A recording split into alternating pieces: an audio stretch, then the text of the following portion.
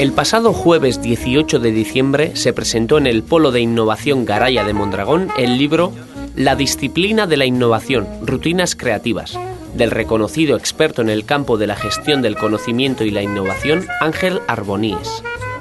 Presentó el acto Andoni García, amigo personal del autor y director del Polo de Innovación Garaya, que aprovechó la ocasión para felicitar la Navidad a los asistentes y regalarles un ejemplar del libro que Garaya ha patrocinado.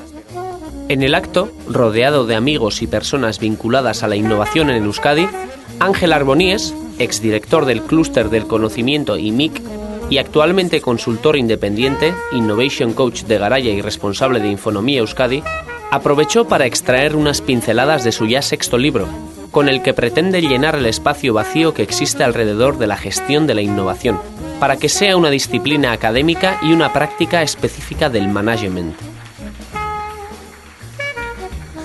Resulta que el doctor Shaw, cuando le trajeron el ornitorrinco allá en 1797, lo primero que hizo fue llevarlo al taxidermista y decir, oye, aquí este pico de pato quítaselo porque lo ha puesto un taxidermista y este monstruo no existe, ¿no?